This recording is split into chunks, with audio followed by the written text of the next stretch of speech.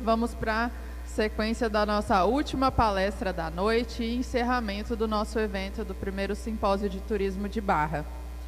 Então, convoco para o palco Genito Santos. Genito tem curso superior em marketing, é bacharel em comunicação social e já produziu documentários de grande repercussão, como Enigmas da Serra do Roncador, 2014, Sonhei com este Vale, 2019, Catireiros do Araguaia, Tradição dos Pés à Cabeça, 2018, Veredas do Araguaia, 2017, e também na produção de filmes como Chavante, Memória, Cultura e Resistência, em 2016, e Operação Ozônio, em 2021. Além disso, também participou da produção da série de TV O Povo que Veio do Fundo do Rio, sobre os indígenas Carajás, habitantes da Ilha do Bananal, realizado para o programa Fala Brasil, da Record e Record News. E agora passo o palco para o Genito Santos, nosso último palestrante da noite. Muito obrigada, Genito, por estar aqui e aceitar o nosso convite para falar um pouquinho, né, que é o do turismo de Barra do Garças, com a temática turismo místico e ufológico e suas potencialidades na região do Roncador. Genito, o palco é todo seu. Obrigado, a secretária Jéssica, e em nome dela e da Malbatânia que está aqui, eu quero cumprimentar a todas as mulheres, do meu amigo Samir e do meu amigo Bentivi, cumprimentar a todos os homens. Muito obrigado. Bem, os palestrantes que me antecederam aqui, Jean e também o Leandro, trouxeram assuntos super importantes e eu tenho certeza que eu não vou chegar aos pés do que eles disseram aqui, com muita técnica, né? Mas nós vamos, um pouco informal, falar um pouquinho das experiências e também daquilo que a gente vivencia ao longo de vários anos aqui em Barra do Garças, né? Eu sou técnico em turismo e durante muito tempo eu conduzi pessoas nessa cidade. E dos segmentos do turismo que mais me encanta é o turismo místico e ufológico da nossa região. É muito forte esse segmento. O turismo, a atividade turística dividida em segmentos, né? E nós vamos falar de um fragmento dentro desse segmento da ufologia e do misticismo da nossa região. O que temos para oferecer ao visitante nesse segmento turístico?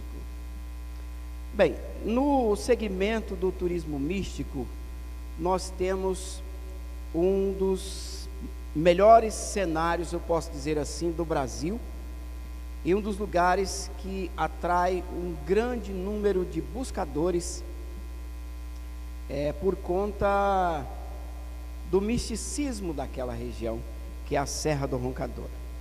A Serra do Roncador às vezes é confundida somente ali com a parte do Dedo de Deus, que é o principal ícone, né? Mas essa serra ela começa aqui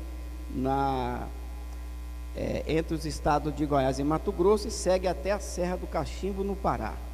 Mas o principal ponto dessa serra é exatamente aqui no Vale dos Sonhos, onde está o Dedo de Deus, e mais à frente eu vou falar um pouquinho por que esse local ele é tão buscado, né? E nós temos o Discoporto. O Discoporto, para mim, é a maior sacada de marketing do turismo da nossa região. É claro que nós temos aqui belezas imensuráveis, incomparáveis até com outras regiões, né? E se nós formos comparar a gama de atrações turísticas que nós temos em Barra do Garças, no Centro-Oeste nós precisaríamos pegar no mínimo 5 cidades para compor essa gama de atrativos que nós temos aqui. Então eu falo de Caldas Novas, que tem águas quentes, só águas quentes. E uma informação que pouca gente sabe é que cerca de 60% das águas de Caldas Novas são aquecidas à caldeira por conta da demanda, né? Então os hotéis, os resorts precisam ter água quente mas o rio quente não consegue servir a demanda, e por isso, proporcionalmente, é a cidade que mais gasta gás no Brasil aquecendo águas. Aí nós temos o misticismo lá em Alto Paraíso, é muito forte, e nós temos a Serra do Roncador. Comparado a Caldas Novas, nós temos o Parque Municipal das Águas Quentes, que dispensa comentários. Quem conhece sabe, além da beleza do parque, as águas têm 14 propriedades terapêuticas. E ali tem um detalhe muito interessante, porque o arquiteto Dionísio Carlos, ele teve o cuidado de construir o parque, adaptando a construção à natureza, não a natureza à construção. Ele não tirou as árvores, ele manteve toda a vegetação, porque isso é algo de um valor imensurável para o turista, principalmente o ecoturista, né? Ele gosta de ver a natureza como está, e ali nós temos essa beleza. Então, a Serra do Roncador comparada a Alto Paraíso, praias que nós temos aqui nos meses de junho e julho, nós podemos falar de Aruanã, que só tem praias, né? E aqui nós temos praias no rio Araguaia e também no rio Garças, que atrai pessoas de todo o Brasil, né? Aí nós temos cachoeiras, inúmeras cachoeiras. Nós podemos falar de Pirinópolis, que basicamente é isso, a atração turística de lá são cachoeiras, e também podemos falar de Chapada dos Guimarães, que além das cachoeiras, tem as formações rochosas que saltam os olhos, aquelas formações de arenito vermelho, e isso está presente na Serra do Roncador. E muito mais nós temos aqui com diferencial. Além de serem todos esses atrativos bem próximos da cidade, são fáceis de serem visitados e contemplam um público que hoje faz turismo, que gasta com turismo, que é o turista da melhor idade. Ele tem as suas limitações, e aqui nós temos toda essa facilidade de chegar aos atrativos, né, que estão todos muito perto da cidade. É claro que a gente precisa, né, trabalhar essas infraestruturas, mas aí em alguns lugares, e hoje isso já está acontecendo, as pessoas já estão abrindo os olhos para a importância de se estruturar os seus locais de turismo. A iniciativa privada está vislumbrando essa oportunidade. Qual o perfil desse turista? Estou falando aqui do turista místico e ufológico, né? O turista que busca esses dois segmentos. Então, o místico é aquele turista que vem para cá, ele é muito discreto, normalmente vem em caravanas, né? Eles fazem suas reuniões, às vezes a cidade nem toma conhecimento, mas esse turista deixa os dividendos nos restaurantes, nos hotéis, né? E ele está sempre presente aqui, esse turista. É claro que se nós tivéssemos uma aposta maior nesse segmento, e aí a gente tem uma boa notícia com relação a isso, porque o Ataíde, que é o presidente da ANPUP, ele está montando uma agência de turismo que vai trabalhar exatamente com esse segmento, o segmento místico e ufológico, para trazer o turista para cá. Isso é uma ótima notícia, né, para a gente, porque vai agregar ao que nós já temos aqui, né? O Ataíde hoje ele vem sempre a Barra do Garças, inclusive por iniciativa da Secretaria de Turismo, nós teremos nesse mês, agora, né, no dia 20, 21 e 22, é isso, né, Jéssica? O nosso segundo Congresso Mato Grossense de Ufologia. Isso é muito importante, porque a gente está, de certa forma, aguçando a curiosidade dos curiosos e trazendo as pessoas que gostam desse tipo de turismo para vivenciarem o nosso potencial em Barra do Garças, né? Segundo o Ataíde, só de pessoas da ANPUP são cerca de 60 pessoas que virão para se juntar aos demais que estarão por aqui participando das palestras, com palestrantes de renome nacional e até internacional, né? E também de uma vigília que será realizada no dia 21, para a observação do nosso espaço. Afinal de contas, tantas histórias que nós temos de aparecimento de OVNIs aqui na nossa região. A Serra do Roncador, ela é um ícone, essa formação rochosa, conhecida como Dedo de Deus. E é aqui, nesse ponto da serra, que está ali logo à frente do distrito de Vale dos Sonhos, que acontece o maior número de aparecimento de objetos voadores não identificados. Por que eu sei dessa informação? Porque no ano de 2007, o Ataíde esteve por aqui, por praticamente um ano, juntamente com pesquisadores da ufologia, pesquisando essa região, e detectou-se que esse ponto é o ponto de maior incidência de casuísticas ufológicas, narrados por nativos, por pessoas da região, por pessoas que vivem ali na região do Vale dos Sonhos. Então tem sempre um relato relacionado ao Bico da Serra. Sem falar de que essa região também, do lado de Nova Chavantina, é um ponto de reuniões de místicos. Ali é uma área da Dona Teresa Luckner. Então às vezes ela leva as pessoas para ali para fazerem umas vigílias, né? Então é um lugar realmente que tem, além desse aspecto ufológico muito forte, também é um lugar que inspira os místicos e esotéricos. E o nosso Discoporto, que por sinal, uma boa notícia, a nossa amiga Cristiane está aqui, ela é gerente do Parque da Serra Azul, né? E nós estamos agora com o dinheiro empenhado para fazermos uma reforma. Oxalá, né? Quanto tempo faz que a gente está brigando para fazer uma reforma? Afinal de contas, como eu disse no início da minha fala, acredito que seja o maior ícone do turismo de Barra do Garças. Nós temos muitos ícones, e depois eu vou falar um pouco mais sobre essa questão dos ícones, mas o Discoporto, ele é o nosso diferencial, ele é o inusitado, a partir das ideias do saudoso Valdom Varjão. E aí eu quero contar um pouquinho da história do Discoporto para vocês. A maioria das pessoas não tem o conhecimento do porquê que o seu Valdo Varjão teve a iniciativa de reservar uma área para a construção do primeiro Discoporto do mundo. Era 1995, bem ali. Então, o seu Valdo Varjão, inicialmente, como vereador, criou uma lei para que se fizesse no local um marco ao misticismo. Era a ideia da lei.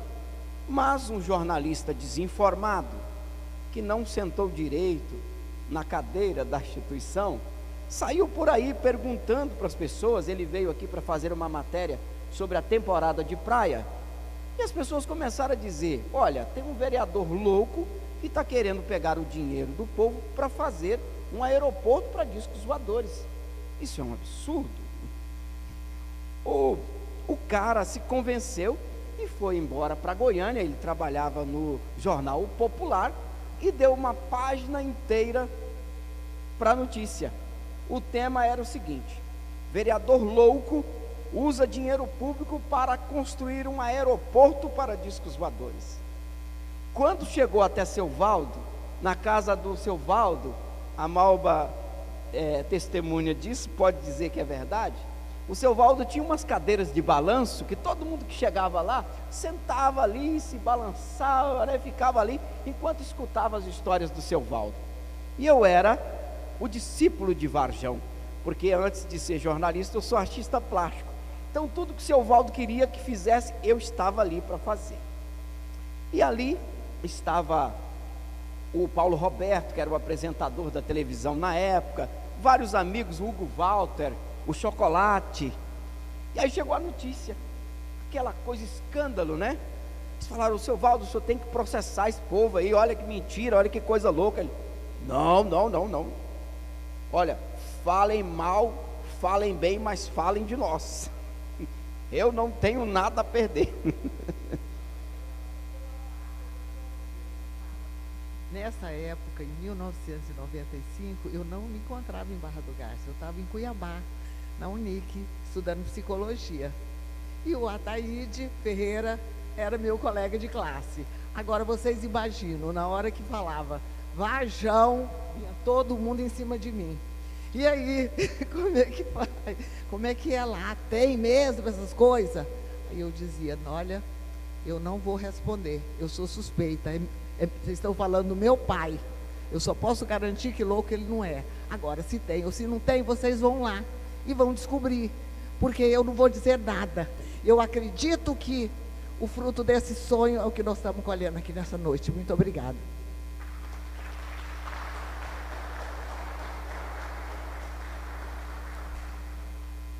É isso aí, gente. O roncador é cheio de histórias mesmo, né? Mas continuando a história do seu Valdo, e então ele disse, olha, era para ser somente um marco ao misticismo, mas agora nós vamos mudar a lei. Vamos colocar a lei do descoporto. E assim ficou. Só que, um ano depois, aconteceria em Barra do Garças o primeiro motorcycle, o encontro de motos, uma atração turística que nós temos até agora, né? E nos últimos anos, eu acho que não está acontecendo, mas foi durante muitos anos a grande atração turística da temporada de praia. E na ocasião, a Mônica, convidando todos os motoclubes do Brasil, convidou o maior motoclube brasileiro, que são os Abutres, lá de São Paulo. E os Abutres fizeram uma única exigência: nós vamos para Barra do Garças, mas nós queremos visitar o Descoporto. E lá não tinha nada. Aí entra eu na história. O seu Valdo manda me chamar e fala: ô filhão, me colocaram um abacaxi na mão e agora você tem que resolver. Eu falei: mas de que se trata, seu Valdo? Ele falou: olha, dizem que tem que fazer o Descoporto. Eu não sei nem por quantas anda essa história, não sei nem o que vai ter lá. Aí eu falei: seu Valdo, mas e a verba? Quanto que nós temos para gastar? Ele: não tem dinheiro. Eu falei: bom, mas se não tem dinheiro, não tem projeto. Aí ele falou: não, se junta com o Ferreirinha lá. Ferreirinha era o MacGyver dele, aquele que pegava a sucata e transformava e fazia as coisas que ele queria. Se junta com o Ferreirinha e faz alguma coisa lá, para o pessoal tirar foto. Aí vai eu atrás do Ferreirinha, lá no Pitaluga. Cheguei lá e eu vi tanto pedaço de ferro, calota de caminhão, aquela coisa toda, tela de galinheiro. Aí o Ferreirinha falou: nós podemos construir uma nave usando essas coisas aqui. Falei: então vamos fazer isso, né? E aí eu pensei: olha, vamos pensar em alguma coisa lá de Walt Disney, né? O pessoal tem os bonecos lá do Pluto, do próprio Mickey Mouse, e coloca a cara no lugar do rosto do bichinho, né? Aí vamos fazer isso. Aí eu fiz o primeiro desenho do ET com a sua família, a esposa, né? O filho do lado, o imperador, né? E tirei ali, fiz o painel, que era o universo, com a nave mãe e as janelinhas, e o pessoal foi lá e tirou foto, e aquilo repercutiu. Daí a pouco está notícia em tudo que é lugar, o seu Valdo dando entrevista para o Globo Repórter, para o Fantástico, lá para os Estados Unidos, para tudo que é lugar, né? Veio gente do mundo inteiro noticiando o Descoporto. E assim, eu continuo a dizer que a maior jogada de marketing do turismo de Barra do Garças é o Descoporto, porque é o único do mundo. Hoje já existe alguém reivindicando isso, mas não, nós temos isso na lei. O primeiro Descoporto do mundo é Barra do Garças. E a ideia não ficou só nisso, porque na verdade o Descoporto ele influenciou muita gente, e nós temos muitas histórias de pessoas que afirmam ter tido experiências com naves, com seres aqui na nossa região. Então esse é um potencial imensurável aqui na nossa região. Aqui eu falo de um ícone do turismo de Barra do Garças, porque a gente tem que pensar em alguma coisa que futuramente pode se transformar num souvenir, que pode ser uma marquinha, um detalhezinho que a pessoa vai olhar e vai se lembrar. Então, quando você fala de Escopoto, você lembra do ET, né? Aí nós temos o nosso amigo Bem-TV, que é o nosso ET, inclusive tem um dia dele aqui em Barra do Garças, que é no mês de julho, né Bem-TV? A única cidade do mundo que tem o dia do ET é Barra do Garças, e está ali o nosso ET em carne e osso, ó. O Bem-TV, né? Mais para frente eu falo disso aqui. Pensando em alguma coisa para Barra do Garças, uma identidade visual. Então, eu até já discuti com o pessoal, já falei com a senhorita Jéssica, né? A gente tem algo que é muito clichê nas cidades. A gente chega nas cidades, tem na entrada da cidade eu, um coraçãozinho e o nome da cidade. Primeiro, dificilmente você vai poder afirmar que ama uma cidade sem conhecê-la. Segundo, na entrada da cidade dificilmente você vai parar para tirar uma fotografia, até por uma questão de segurança, e vai ficar lá na entrada da cidade. Mas por que a gente por que não pensar em alguma coisa que agrega a outras coisas, né, do turismo? Por que isso não pode se transformar em outras cositas mais que eu vou apresentar mais na frente? As pessoas, elas sempre pensaram em ter um diferencial para chamar a atenção do turista, porque afinal de contas, o turista, ele compra sonhos, e o seu sonho tem que ter uma cara, ele precisa levar alguma coisa para provar. Olha aqui, eu estive lá. Às vezes passando por experiências ridículas, às vezes ficando diante de situações que assim, na sua normalidade você não faria, mas como turista você se submete. Essa é uma árvore que às vezes vocês não conheçam, né? Talvez você nunca tenha visto falar. Um cajueiro. Quem que tem um pé de caju aí no fundo de casa? Quase todo mundo, né? Mas o maior cajueiro do mundo está lá em Parnamirim, no Rio Grande do Norte. Esse é o único, é o maior cajueiro do mundo. Então as pessoas, elas vêm de todos os lugares, elas gastam com passagem de avião, gastam no hotel, gastam no restaurante, na lanchonete, com a loja de souvenir, em tudo, para ver um pé de caju. E se você pensar bem, se você tem um pé de caju grande lá na sua casa, porque dificilmente você vai conseguir retratar esse pé de caju inteiro, só se for numa foto aérea, né? Mas aí você nem vai saber que é um pé de caju, porque vai ter um verde, ele é gigante. Mas o interessante é você estar ali, diante do maior cajueiro do mundo.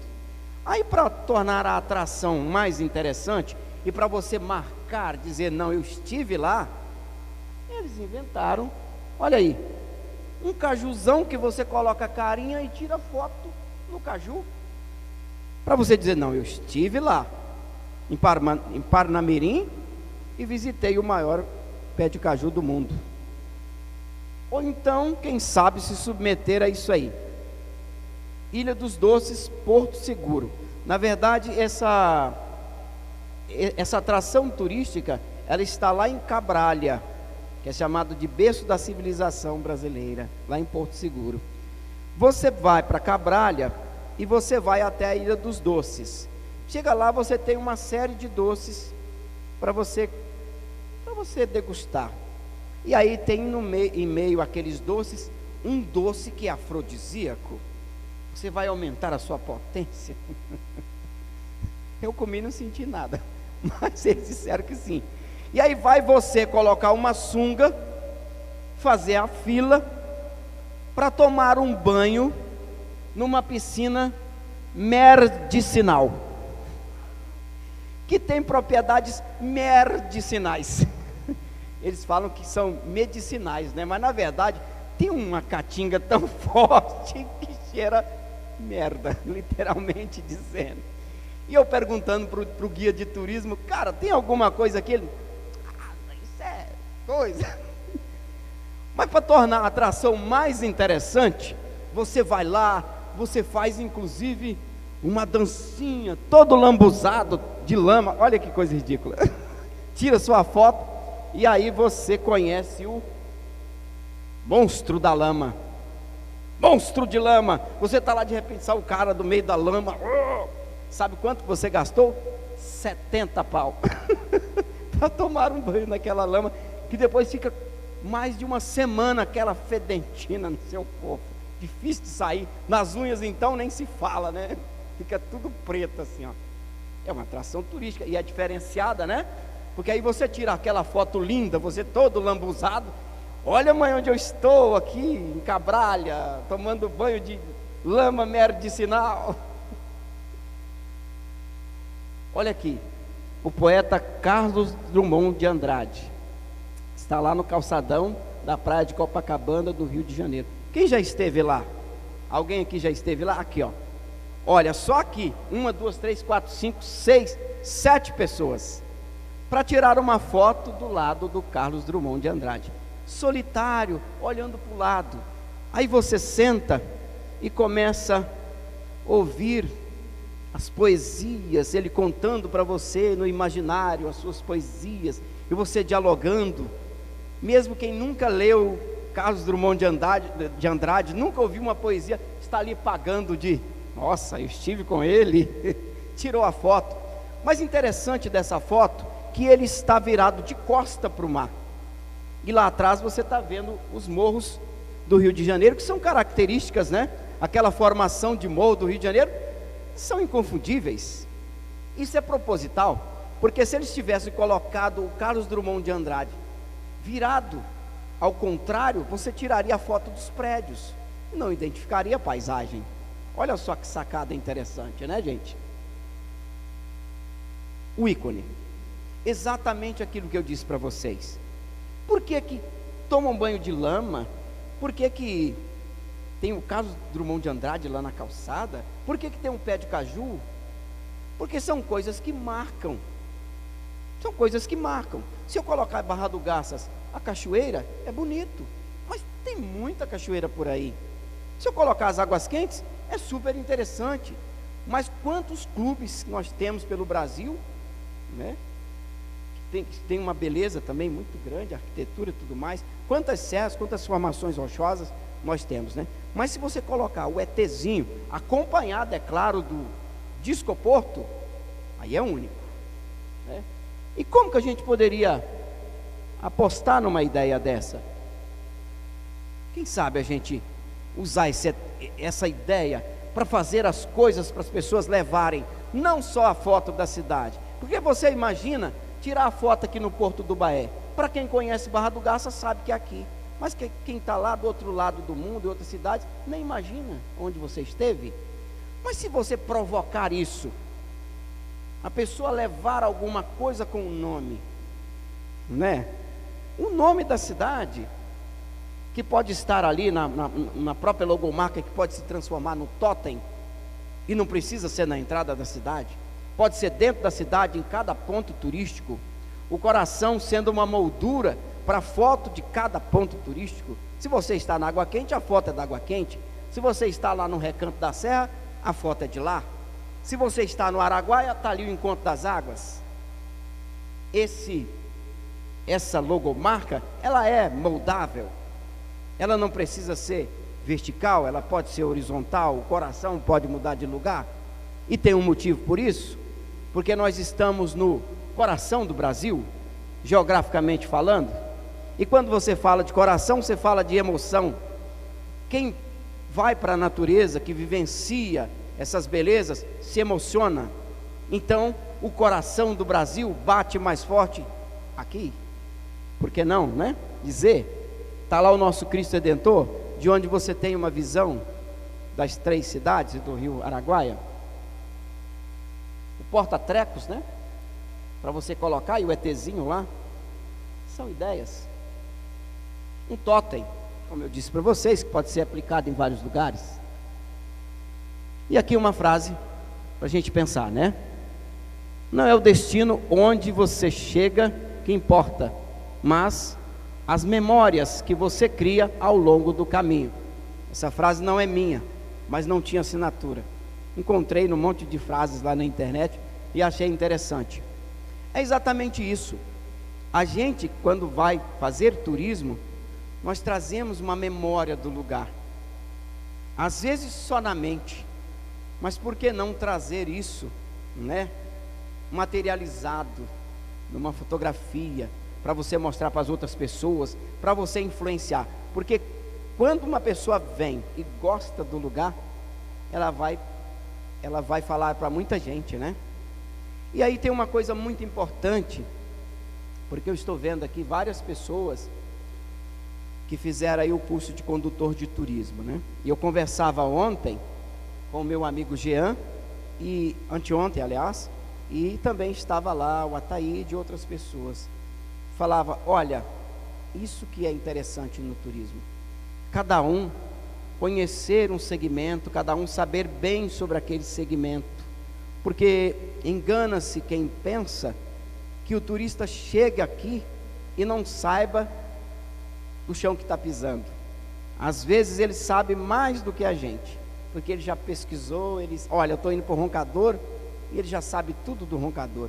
Então, se você não tiver conhecimento da história, se você não souber dialogar com esse turista, você vai acabar pagando mico, né? E é isso que é interessante, a gente juntar esses conhecimentos, cada um no seu segmento, e nós formarmos, né, esse conjunto de pessoas falando a mesma língua, vendendo Barra do Garças da melhor forma possível, porque afinal de contas, Barra do Garças, eu conheço muito bem o Brasil, é uma das cidades mais bonitas que eu conheço, sem demagogia, por todo esse envolvimento, né, que nós temos, e também nós temos aqui uma população muito hospitaleira, né? E é claro que com conhecimento a gente vai bem mais longe, né? Barra do Garças é uma cidade que a sua logística é uma das melhores do Brasil. Nós estamos aqui no Centro-Oeste, entre 3 das 4 capitais do Centro-Oeste. Aqui a oeste está Cuiabá, a 520 quilômetros. A leste nós temos Goiânia, 390, e Brasília são 554 quilômetros, né? Então as pessoas, elas passam por essa cidade, elas param nessa cidade, e aí nós temos vários tipos de turistas que frequentam a nossa cidade, mas eu vislumbro um fortalecimento do turismo místico e ufológico nessa região.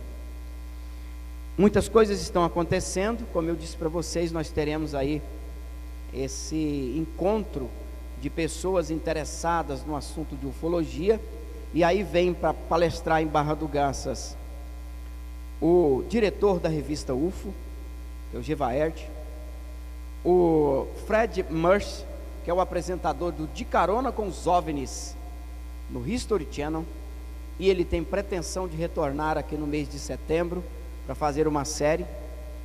A gente já conversou com ele tem esse grande interesse.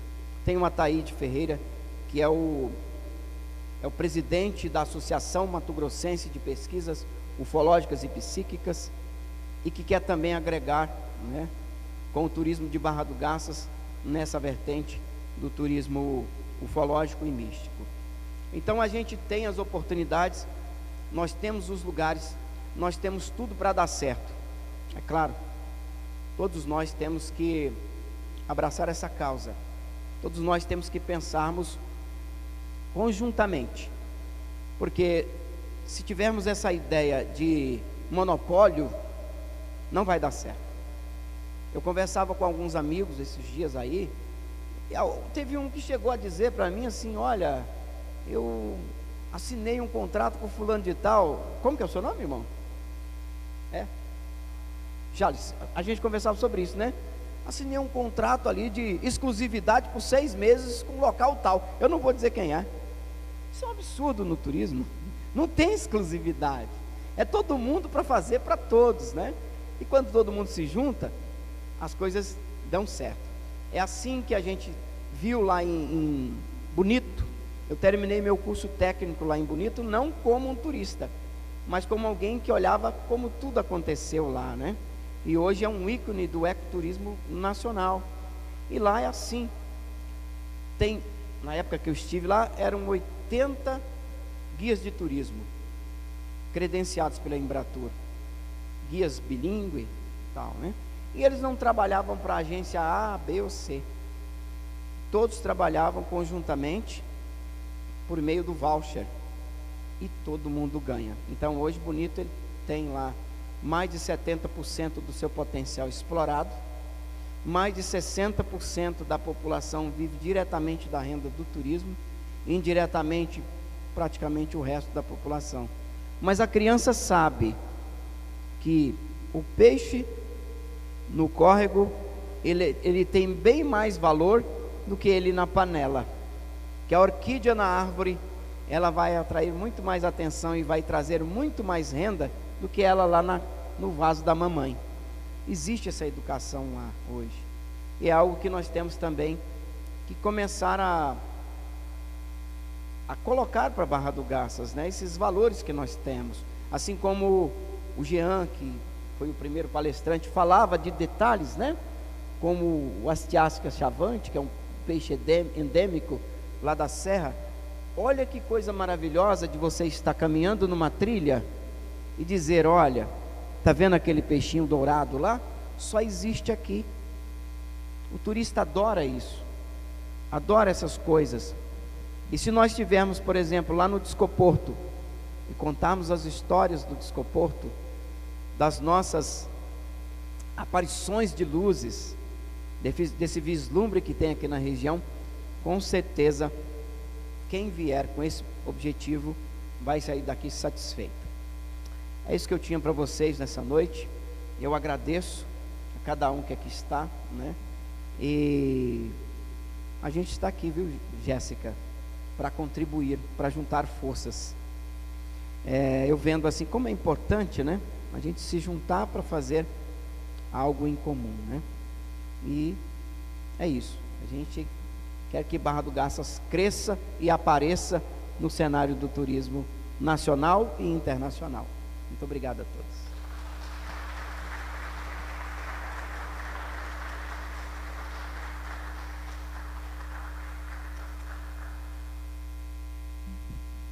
Nós que agradecemos, Genito, pela bela palestra, bela fala. E, enfim, chegamos, né, ao encerramento do nosso simpósio de turismo. E, como prometido, vamos dar início ao sorteio das nossas 10 bolsas de 70% de desconto para o curso de Gestão em Turismo oferecido pela Unopar.